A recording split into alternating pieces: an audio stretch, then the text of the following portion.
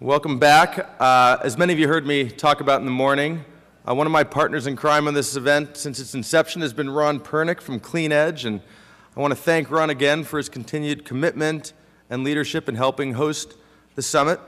He's been at the forefront of clean tech research and publishing sector with his pioneering work with the Clean Edge formation in the year 2000. At Clean Edge, one of the roles Ron's been playing is spearheading the firm's indexing and benchmarking practice, where he's done stock indices and more recently the leadership tracking state and utility initiatives. He's worked closely with corporations, governments, foundations, and others leading the clean tech charge. Ron and Clint have a new book coming out this September, The Clean Tech Nation, How the U.S. Can Compete with China, Europe, and the World to Lead the New Economy. It will be published by HarperCollins. I know we're all excited to see that book come out. It's a follow-up to again, one of the Bibles of our industry. And I'm thrilled that we also have here today, as I said in my opening, really two of the leaders in what I described earlier, which is the states leading the charge. We have Bill Ritter and Dan Esty. I'm going to turn it over to Ron for the full introduction. Thank you both for being here. I just want to let the audience know that when we were pulling together this panel, I thought of who would be the two best people to really address the state of the state. And the state of the states. Both of these men have been at the forefront of driving clean energy initiatives in various ways, so I'm honored to have both of you here. Thank you very much for coming. Thank you, Ron. So before we get into this, I want to just give you a little bit of background of both of them. Bill Ritter was governor of Colorado between 2007 and 2010. During his tenure, and I don't know how many of you know this, he helped propel the state to clean tech leadership. And he brought together both a framework of energy and environment, and more than 50, I believe it's right, more than 50 bills and laws got passed under his tenure.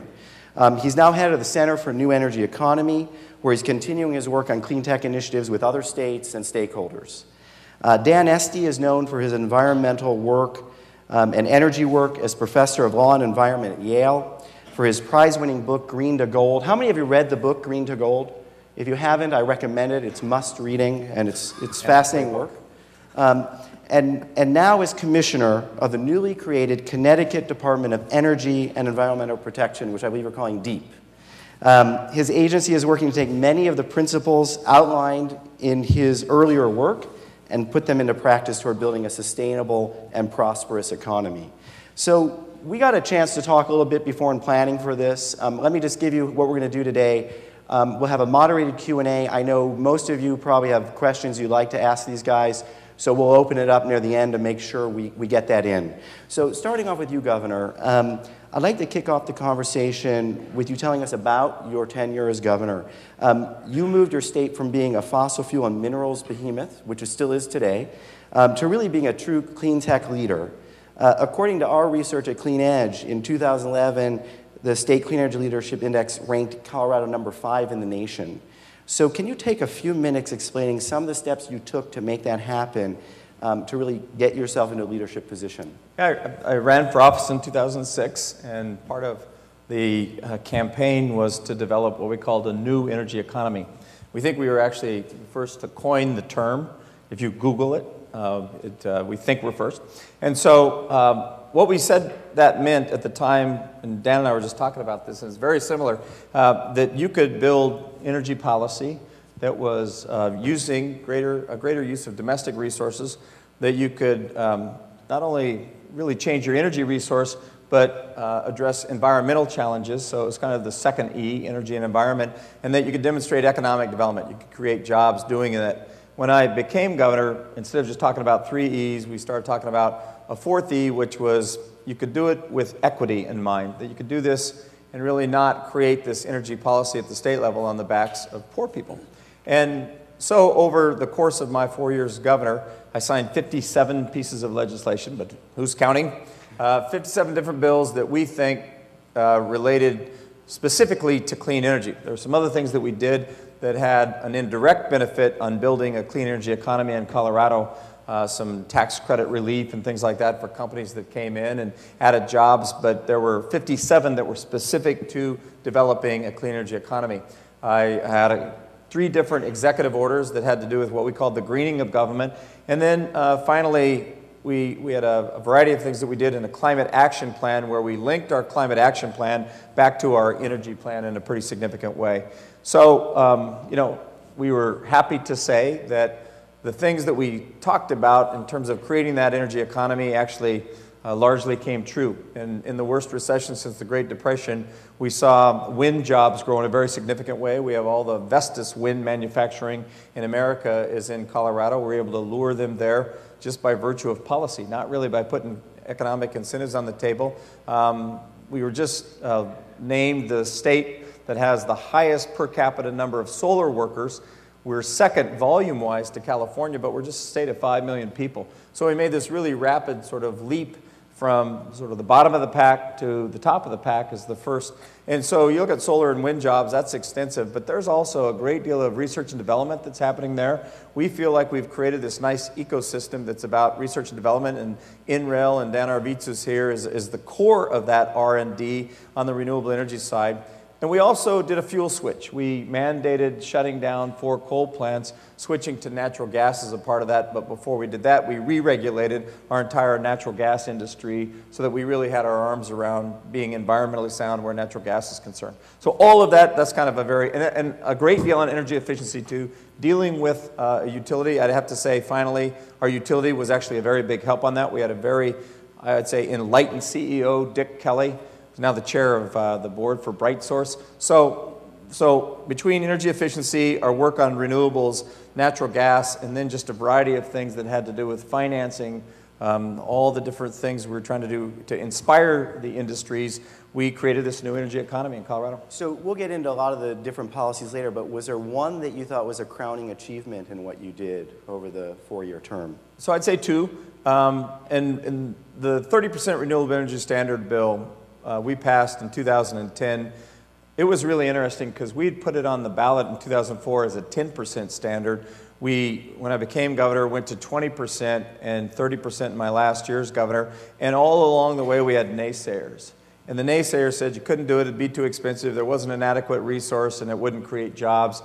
And all those things wound up being wrong. And so we really proved the naysayers wrong. We converted the utility from being an opponent in 2004 to being a champion of a 30% standard in 2010. We did it all with a 2% rate cap, so that we didn't even change the rate cap when we went to 20 to 30 because the price of renewables were coming down so seriously. And then finally, we fought the fight in transitioning from coal to natural gas, 1 gigawatt of power in the Denver metro area. We won the fight, we won it in the PUC, and I think those 2 things taken together will make a dramatic difference in the emissions portfolio and also our resource portfolio for Colorado. Great. So Dan, I think right now, if I look at all the states, Connecticut to me just seems far away, you know, in a lead position right now with what you're undertaking. I'm wondering if you could explain to the audience here what you guys are doing in Connecticut and what DEEP is really all about.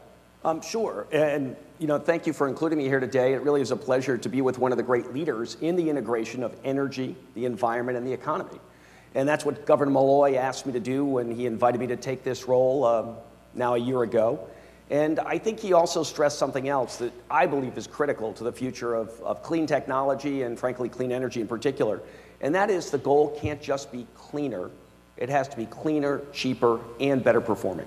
And I think it's that 3-part success that is the key here and really important for all of us who care about advancing this industry to focus on. Because it's not good enough just to have clean. And I think that's something that Malloy figured out early on and has been stressing. As a result, he pushed through significant new legislation on a bipartisan basis, again, because I think it was not seen as a one-party agenda because it had that element of economic seriousness and really a significant focus on innovation as the way to achieve the cleaner, cheaper, and better performing.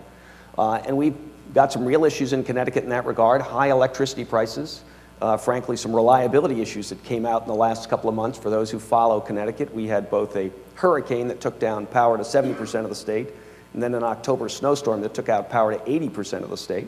So there's an interest now in really thinking about how to do things differently and better, and I think that's given us some momentum.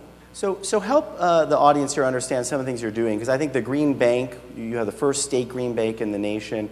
Tell us a little bit more about that and some other things you're doing, because you really are sort of ahead of the curve here. Well, I think we figured out that finance matters a lot. And the innovation has to be not just in technology, but in how government performs and in finance. So we have put together a whole set of financing mechanisms to really drive energy efficiency, renewable energy, and clean energy infrastructure. And in that regard, we're looking at storage and clean vehicles, clean fuels. And we've got a green bank, which is the first in the nation, something that the British copied within weeks, but it was actually, good models are important to have disseminated. And this green bank is designed to use shareholder money from the utilities, ratepayer money, taxpayer money, bondholder money, and to try and also drive PACE programs and performance contracting and things like that. So I think what we also appreciate is the need for a portfolio approach. You don't want to do just one thing, you want to have a portfolio. And frankly, we're getting away from trying to pick winners to create platforms where all of the parties that want to come and produce clean energy in Connecticut can compete. Another thing we did was, for renewable power, set up a reverse auction structure. We were quite distressed, given the governor's emphasis on cheaper renewable power, with the high REC prices in a lot of places. New Jersey paying 68 cents for solar RECs. It just seemed crazy. And the governor said, Dan, don't ever bring me anything of that sort. So we designed a reverse auction to promote renewable power. And by the way, it's not solar or wind or geothermal. It's any zero emissions energy source can compete. And we said we would take every qualified project and then pick the ones that required the least support. That is to say, we're bidding on power purchase agreements at the lowest price over 20 years. And so we got, great bids in for the two projects we did in December. 21 cents a kilowatt hour, average over 20 years, 19 cents is the other. And they both happen to be solar projects, the lowest solar price we've seen anywhere on a 20-year time frame. So we're very excited about that. We've created zero emissions renewable energy credits, again, trying to get away from these sort of narrow categories and picking winners to a broader structure that encourages more competition and really uses that to drive cleaner, cheaper, and more reliable all at once. So I was born in 1963. I'm 48 years old. I've never seen such a politically partisan, divided environment. Now, I may not be remembering when I was really young, but in general, I don't remember that. So I'm wanting both of you, you're both on the Democratic side of the aisle, you both probably were able to put forward bipartisan support. I know that you've been successful with that. Could you talk a little bit more? Because one of the things that we've talked about here is what's the framing to make this work? I think you started to touch upon it, but I'd love to hear more. And maybe Governor Ritter, you could take that first. So we did a variety of things in a bipartisan way. We did have majorities, Democrats in the House and the Senate, and some things were more partisan than others. The fuel switching bill from coal to natural gas, we did bipartisan. The leadership, the Republican leadership in the House and the Senate were supportive of that. And so we were, I think, happy to have bipartisan support in a state like Colorado. It's about a third Republican, a third Democrat, and a third Independents. And actually, the Independents decide elections, and they want you to work across the aisle. I would say that now I'm at the center at Colorado State University, and I work with states, with governors, with state legislatures on clean energy policy. And what I am seeing is that after the 2010 election, there are a variety of places where it's far more difficult to work in a bipartisan way on clean energy measures than it was prior to 2010. And I would even say Colorado is one of those places where it's probably more difficult. I probably would have a more difficult time doing what we were able to do given sort of the political makeup and just the fact that this divisiveness that you identified extends, well beyond Congress in Washington, D.C. and into state houses. We've been frustrated in some places where we have good economic modeling showing the job creation benefit. We can show that power can be both reliable and affordable and available and that you can create jobs doing it, and we've still sort of been turned back from our effort to promote a clean energy policy because it involves a mandate, for instance, a renewable energy standard by some folks who look at this really on the conservative side. We're trying to really remove the politics. I'm trying to be fair about this, But there are a lot of people, and take the Tea Party folks who were elected to the legislature in 2010. They're very opposed to any kind of a mandate that somehow disturbs the free market. And even though regulated industries are not a natural free market, they still are not favorably disposed toward renewable energy standards or energy efficiency resource standards or even other kinds of regulation like EPA regulation that gives you really a lever to do something about reducing emissions. Dan?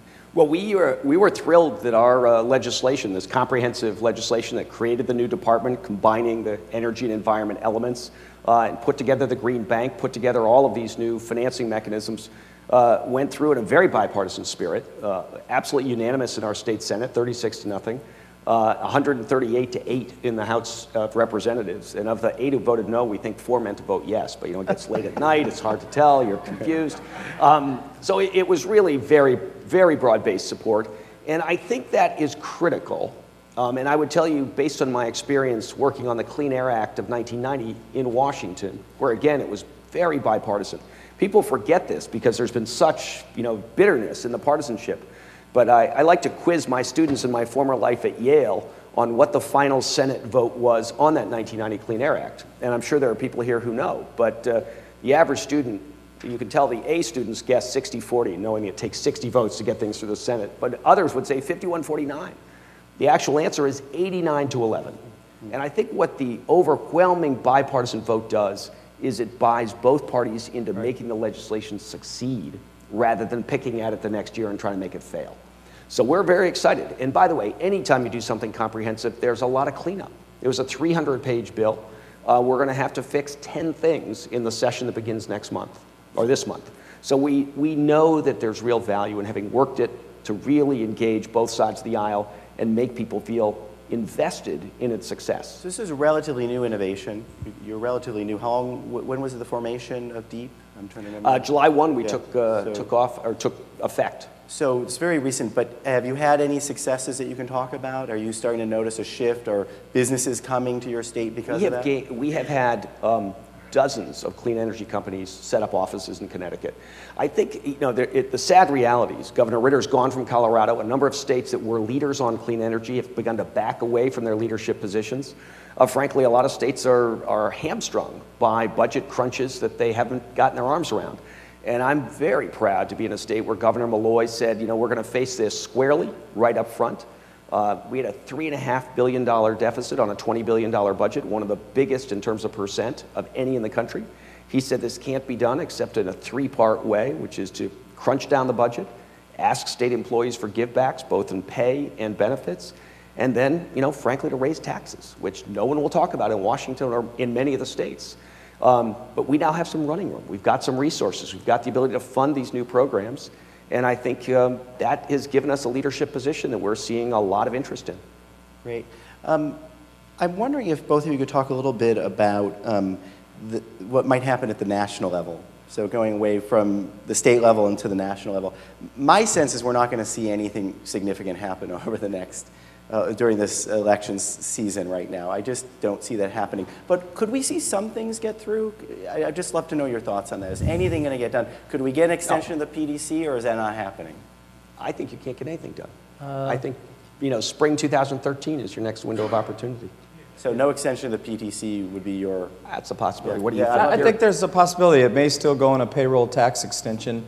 And so we have our fingers crossed. There is some bipartisan support. We have a very conservative Republican in the 4th CD in Colorado, where we have most of our wind power generated, who is otherwise very conservative, but in favor of that. The PACE legislation actually has a fairly bipartisan group of co-sponsors. I think they're up to 43 or 44 co-sponsors, and PACE legislation would be significant. I passed or signed PACE bills that allowed it to happen at the local level, a regional level, so contiguous counties, and then finally at the state level in my last year. And there was a real appetite among people to utilize PACE financing, and then we just got shut down. Right. So I think there's some opportunity for PACE legislation. Can you explain to people in the audience why it got shut down? Because it's quite interesting. So PACE is when you voluntarily increase your property tax in order for the county then to look at the revenue going forward and say, we'll bond against that increased revenue, and with that bond money, we'll pay for either an energy efficiency update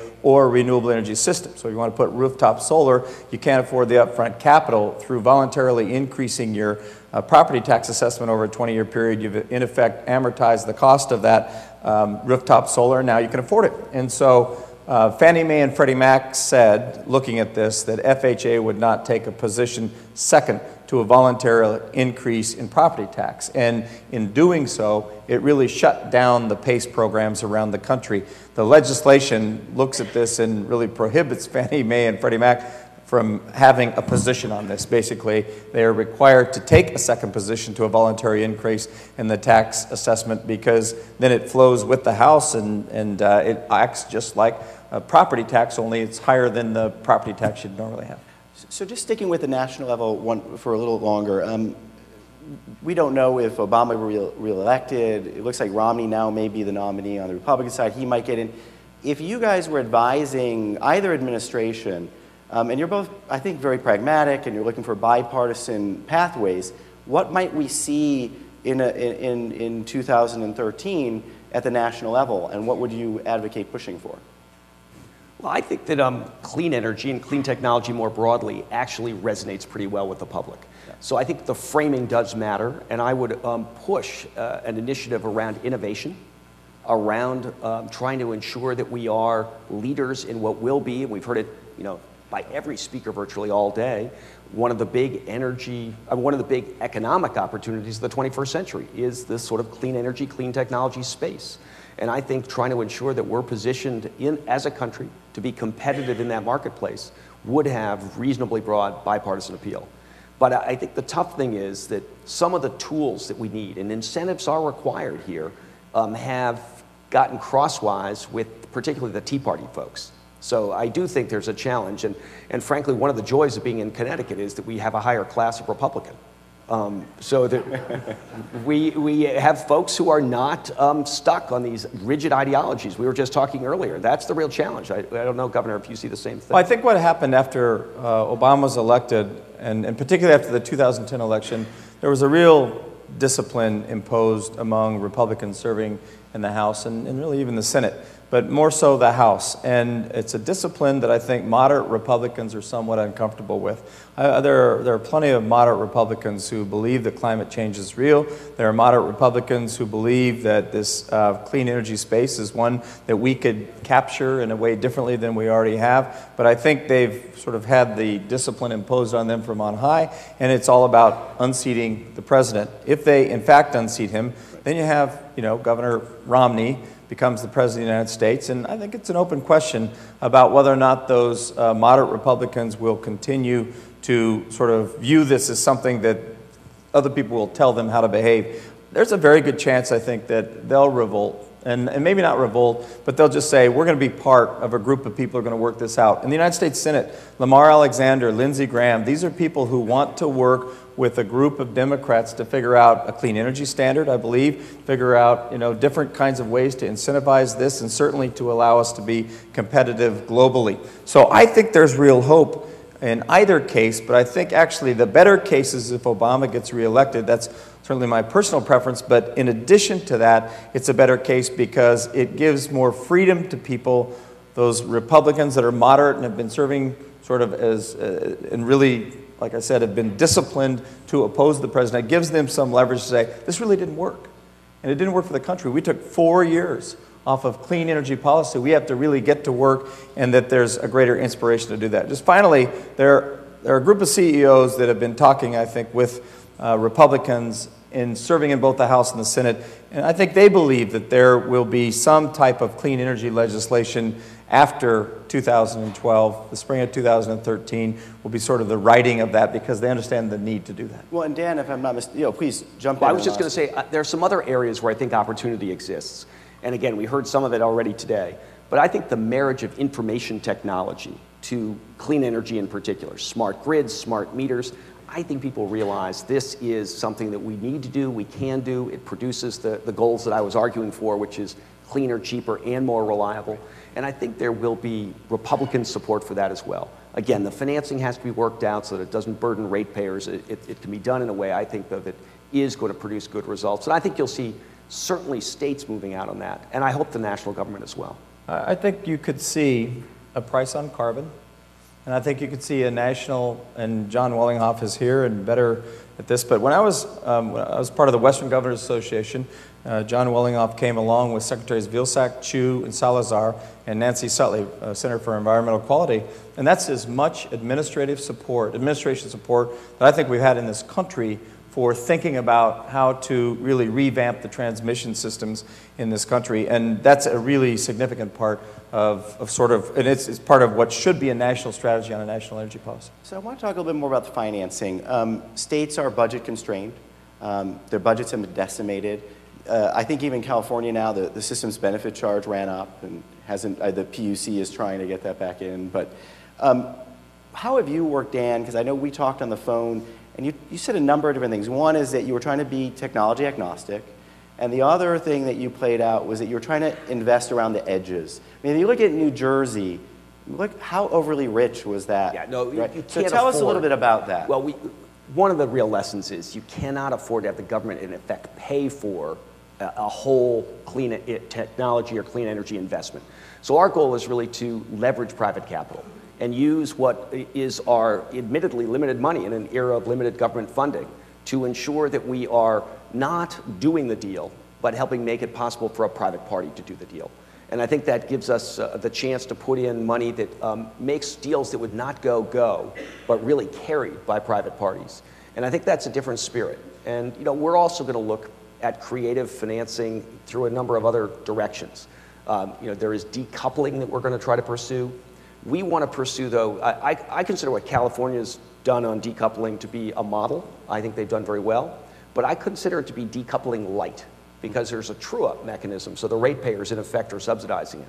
The decoupling we're going to pursue, if you want to give it a positive spin, is decoupling plus, where we're going to engage the utilities and ask them to put shareholder money at risk, but promise a return for those investments in renewable power and energy efficiency. And I think there are utilities, including the two in Connecticut, that are ready to do that now. So we have to figure out ways to get various private parties across the energy spectrum to step up and be the source of capital to drive this process. So in Colorado, we did that through demand-side management, so not the same as decoupling, but really to the same effect, where we allowed for a level of cost recovery for the utility based upon reducing energy usage. That has had a good effect. It's interesting. Our price of power is so much cheaper, first of all, and I mean, we're at 7 cents a kilowatt hour in Colorado, but we just had a wind deal for 200 megawatts of wind, 50% capacity, for 3.2 cents a kilowatt hour.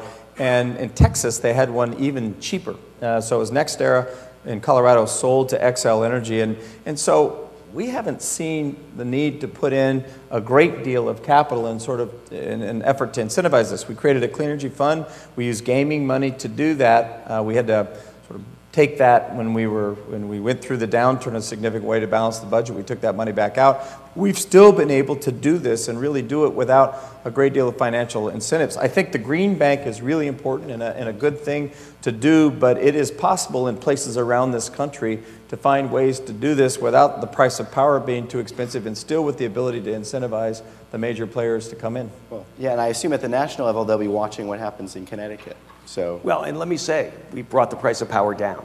So that, this is the prerequisite is if you want space to run on the clean energy front, you've got to be delivering on the cheaper as well as the cleaner sort of virtues. Great. Governor Ritter, could you spend a little time talking about it? Because I know you're now advising other states. And I think you told me a little bit about some work you're doing in Oklahoma, in Michigan. Could you talk a little bit about what you're finding right now out in the national landscape as you're advising those states? So we're finding it's a pretty politicized and divided world in state government, and still finding some opportunities to work with governors, with legislators, with commissioners. There are places where the Utility Commission actually has organic authority and doesn't need legislative rulemaking in order for them to act. Arkansas is an example where they can actually do some things in Arkansas without legislation.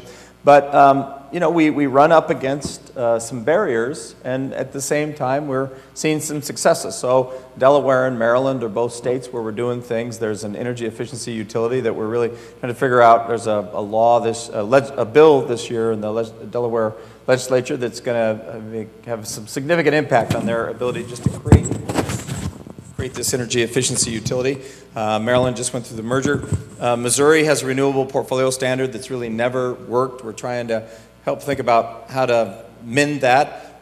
And so it's state by state by state. Could you talk a little bit more about the energy efficiency utility in case people here don't know what you're doing there? Is that sort of a demand-side management type play, or explain Just that separating from the normal utilities the operation of doing energy efficiency and finding ways for a separate standalone utility that's really government run to be about reducing usage. So at the state level, I had actually John Wellinghoff is not here today. He's going to be here tomorrow morning. Everyone check it out at 9 a.m. He's been invoked a lot today. I had a fascinating conversation with him yesterday. And he basically was talking about the model of his utility of the future, where the utilities are pretty much disintermediated, and there are other intermediaries that are selling directly to customers. Obviously, there are some issues with that. We saw dereg in California and some issues. But we could move in that direction.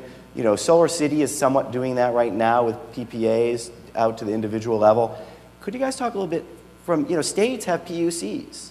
So I don't want to geek out too much here, but you talk a little bit about how do you work with the PUC to enable maybe at the state level for some of that innovation to actually happen? So we recreated our Public Utility Regulatory Authority and put an old Department of Public Utility Control out of business.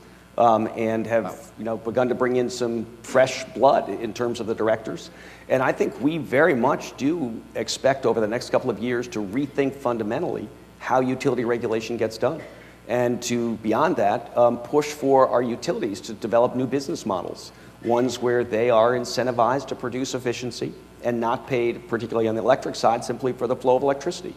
And that's going to be a jarring change to some.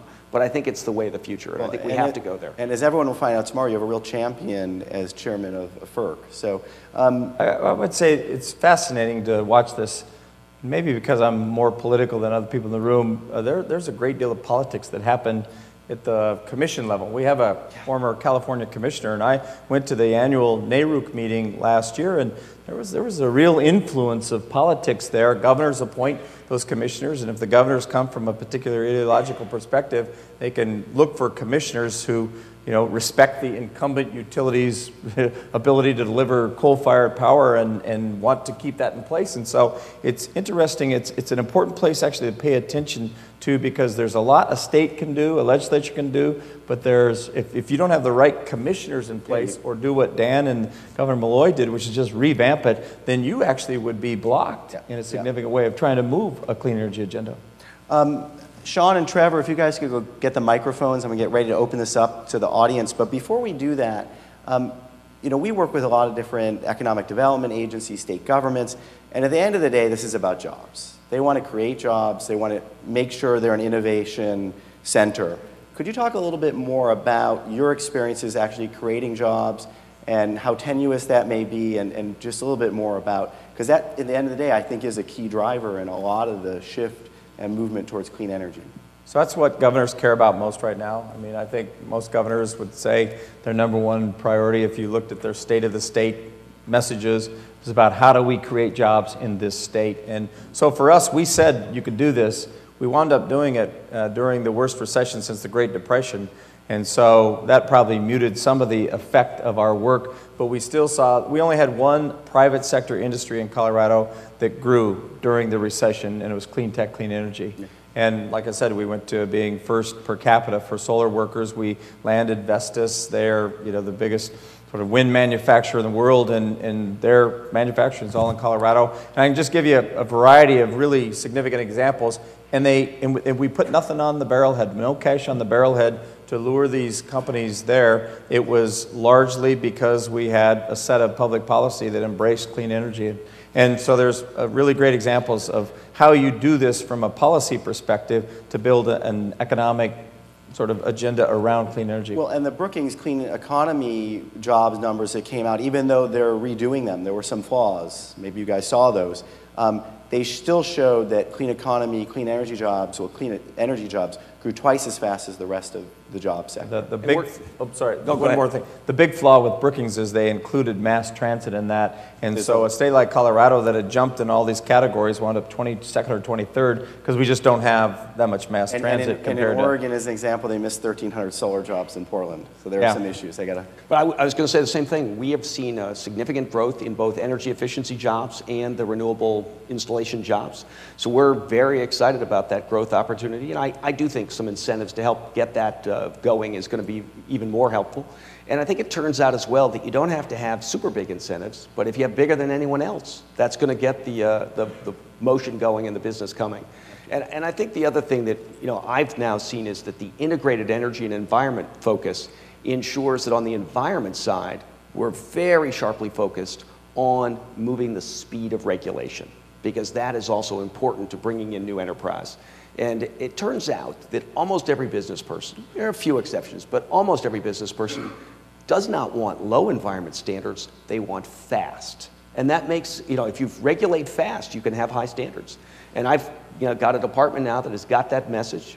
We're running all of our permitting processes through a lean process where we take out the pieces of the process that are not value added, compressing permitting times dramatically, so that in the last quarter of 2011, we moved 90% of our permits in 60 days or less. So it's big speed. There's this effort too, Ron, called the Advanced Energy Economy that probably a lot of people in this room know about. So the Clean Energy Network combined efforts and really were merged under the Advanced Energy Economy. It's Tom Steyer and a group of people. I'm on the national board. There's another board member here today. And really that effort is to build the business case for clean energy. Instead of just relying upon environmental groups that have been fighting this fight for a while, sometimes feeling kind of left to their own devices, it's like, what's the business case? And we've talked a little bit about the politics and the divisiveness of sort of the political landscape and how divided it is. The single best way, from my perspective, to bridge the chasm, to really take the politics out of it, is to have a business narrative that we can present to policymakers that they can look at, and it's just undeniable.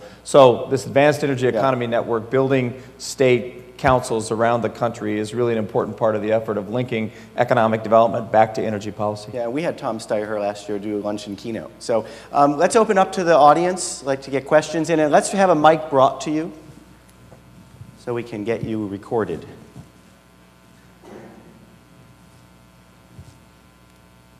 Yes, you discussed decoupling. In California, where they have decoupling, some utilities are behaving as if electric cars are hurting their model. How can you have decoupling without hurting the adoption of electric vehicles? I think actually one of the keys there is to use time of use pricing. So if you get people to plug in and charge overnight, you actually are doing it at the low end of the capacity spectrum. And in fact, more broadly, one of the critical things in Connecticut, I don't know the details in California, is peak load shaving. So if we can shift the demand into the nighttime hours, this is virtually free electricity, especially in Connecticut where it's nuclear power providing the base load. So this is a big, big opportunity, not just for electric vehicles, where it would be very substantial, but more broadly. It turns out that on the 10 hottest days of the summer, I have my 10 worst air pollution days, because we're kicking on very old power plants, fossil fuel plants. I have my 10 most expensive electricity days, because those old plants are inefficient and the bids that they come in at are high. And I have the burden of having to pay capacity charges to keep these guys hanging around waiting to perform 10 days a year. So if I can do load shifting broadly, particularly through electric cars, I can get a big success across all that spectrum. So I think that's what you've got to do, and you've got to, again, time of use pricing is critical to encourage people not only to plug their cars in, but to run their dishwashers and their washing machines. There's a whole variety of things that don't need to run at the moment you press the button, but could be set up to run at 11 o'clock at night or even 2 in the morning. Next question.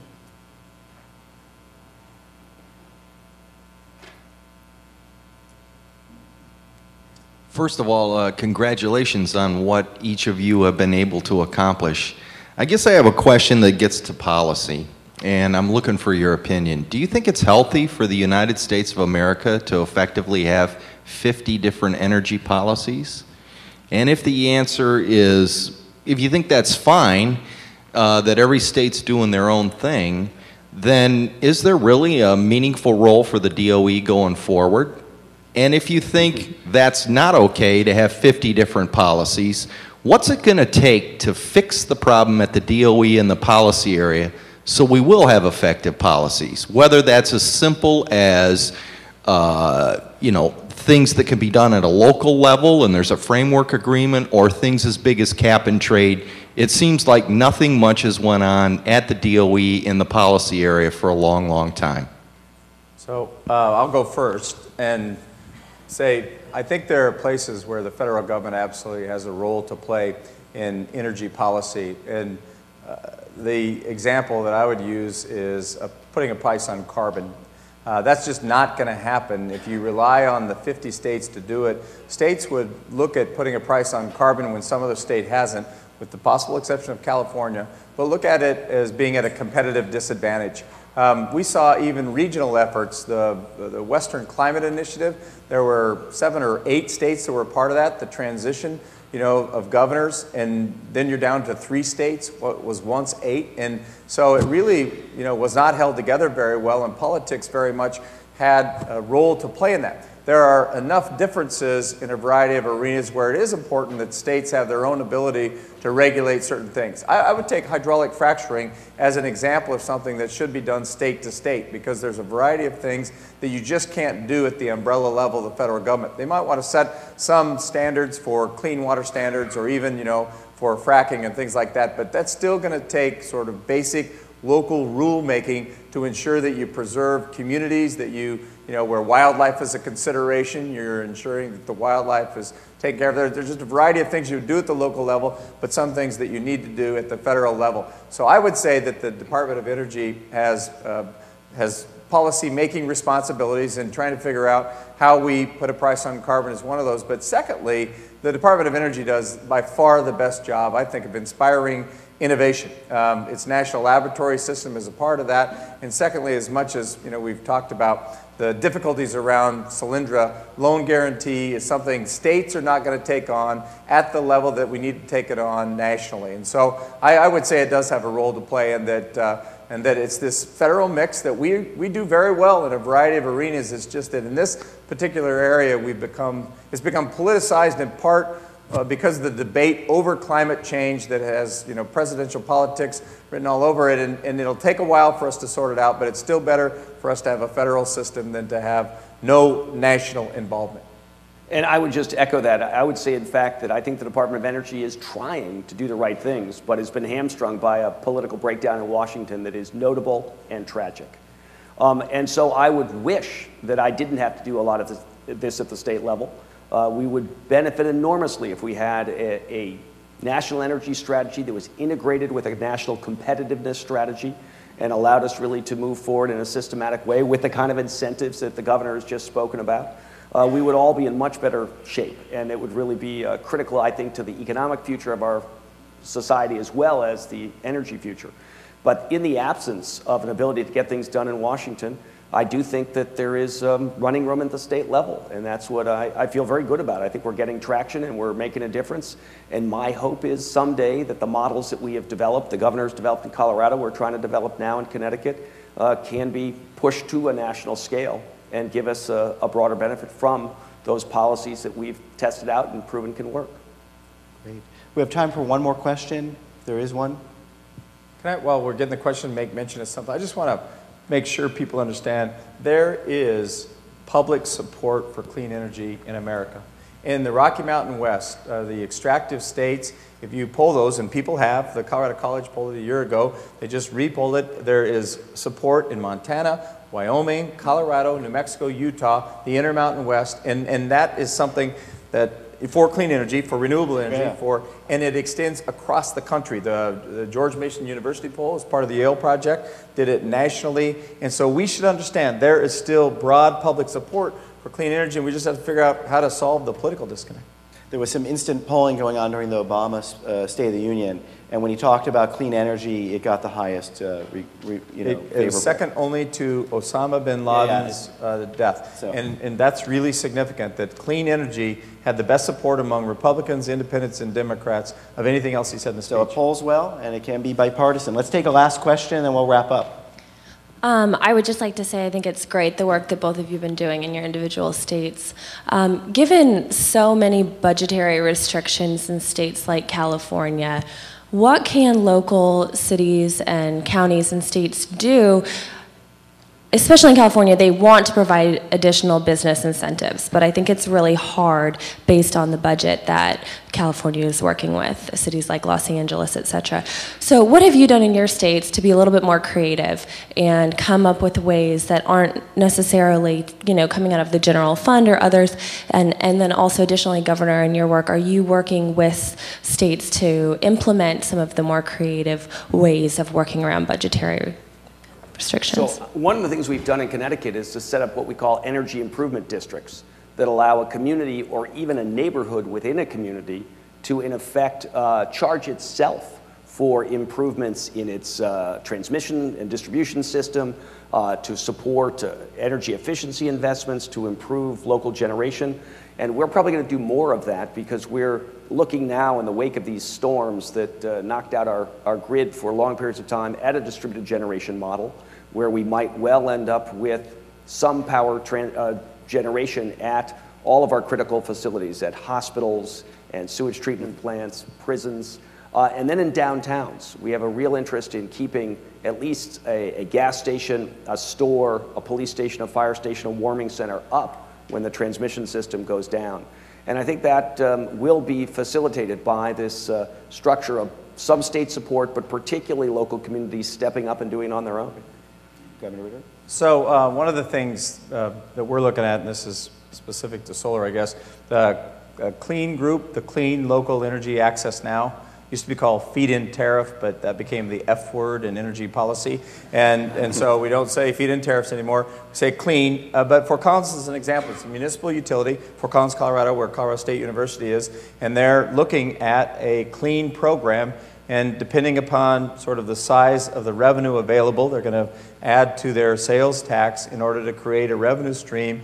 And there's a rural electric association called the Platte River Power Authority that's doing 20-year PPAs with business owners, and they'll put rooftop solar on the business. It can be as small, the whole program is going to be at least 4 megawatts, but could get as big as 14 megawatts, again, depending upon the amount of money that comes in and the cost of installing the solar over that period of time. So that's an example. But I just want to say one thing, that I think municipalities and really communities are as well placed to drive this as anywhere. In part, most of their leadership is nonpartisan. Mayors, town councils, city councils, county commissioners, county commissioners are more partisan, but the less partisan it is, the better the environment for thinking about energy policy and about sustainability broadly. So we are doing what we can to think about how to drive this in communities. The mayors are really engaged in this in a more significant way than I would say even the National Governors Association is at present. Well, we come to the end of our time. Please join me in thanking Dan Esty and Bill Ritter for joining us today.